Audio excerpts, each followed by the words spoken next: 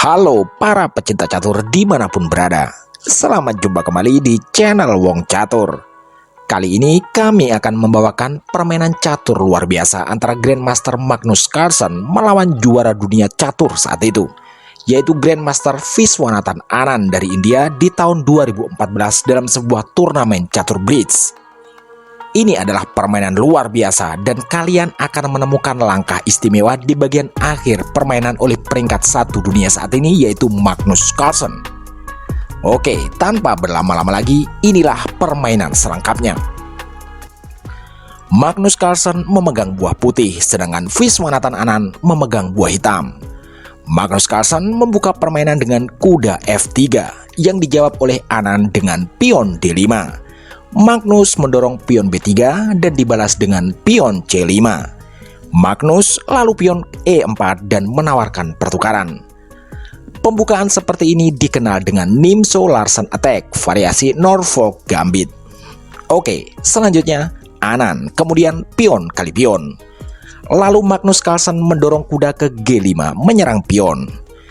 Anand meluncurkan kuda ke F6 untuk melindungi pionnya. Magnus Carlsen menambah tekanan dengan kuda C3 untuk menyerang pion 2 kali. Di sini bisa saja hitam menambah pelindungan dengan gajah F5 ya. Tapi Anand merespon dengan kuda ke C6. Magnus Carlsen belum memukul pion dan menjawab gajah ke C4 untuk menyerang pion F7 2 kali. Anand mendorong pion ke E6 untuk menutup. Lalu Magnus Carlsen menggeser gajah gelap ke B2. Anand membalas dengan gajah ke E7. Magnus Carlsen melakukan rokade pendek yang juga diikuti Anand yang melakukan rokade sayap raja juga. Magnus kuda C3 memukul pion E4 dan dibalas Anand dengan kuda kali kuda. Magnus tentu menyambut dengan kuda kali kuda juga. Di posisi ini, kedua pemain hebat ini masih dalam keadaan berimbang. Tapi setelah langkah ini, Anand mulai melakukan kesalahan-kesalahan kecil yang menurut para analis kemudian dimanfaatkan dengan sangat baik oleh Magnus Carlsen. Perhatikan, Anand menjawab dengan pion maju ke E5. Menurut para analis catur, langkah ini sangat tidak akurat karena semakin membuka jalur serangan gajah putih. Nanti akan terlihat bagaimana kuatnya tekanan gajah ini.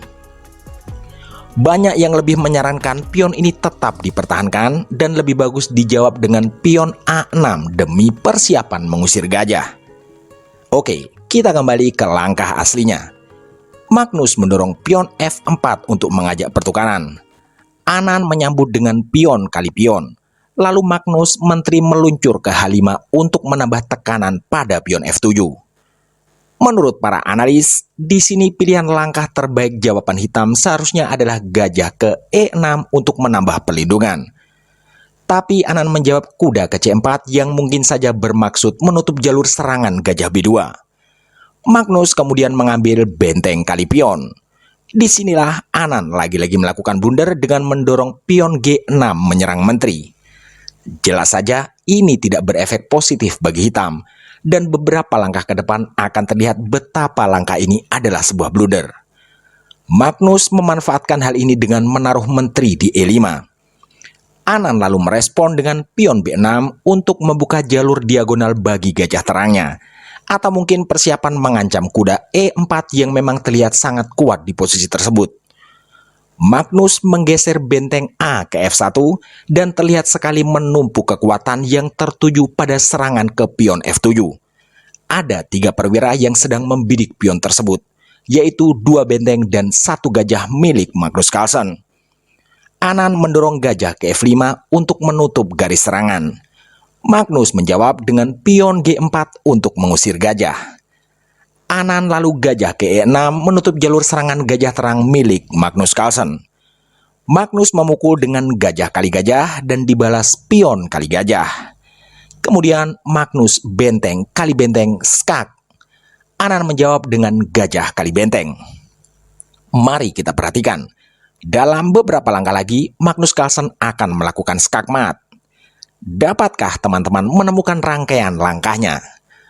Mari kita perhatikan dan pikirkan dalam beberapa detik.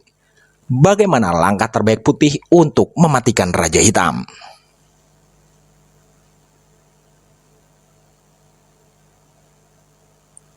Sudahkah teman-teman menemukannya? Oke, 1, 2, 3. Betul sekali. Magnus Carlsen menjawab kuda ke F6 skak. Raja hitam ke H8 dan kemudian Magnus pion C3 mengusir kuda. Anan menjawab dengan kuda mundur ke C6 menyerang menteri. Dan endingnya benar-benar luar biasa dari Magnus Carlsen. Kuda ke E8 skak dengan menteri. Sampai di sini permainan berakhir karena Viswanathan Anand menyerah. Benar-benar luar biasa langkah dari Magnus Carlsen. Mari kita coba urai kenapa Anand menyerah. Jika Anand menjawab kuda kali menteri, maka benteng kali gajah skakmat. Atau jika di sini gajah berusaha menutup, maka tetap juga menteri kali gajah skakmat. Ataupun opsi satunya jika raja ke G8, maka justru akan terjadi skakmat yang sangat cantik, yaitu menteri ke H8 skak. Raja tak punya pilihan lain selain memukul menteri, dan akan ditutup dengan skakmat indah benteng memukul gajah. Demikianlah teman-teman, permainan luar biasa dari Magnus Carlsen yang memukul juara dunia ketika itu, yaitu Viswanathan Anand di tahun 2014. Terima kasih telah menyimak sampai akhir. Mohon maaf atas kesalahan kata dan sampai jumpa di video berikutnya. Salam Wong Catur.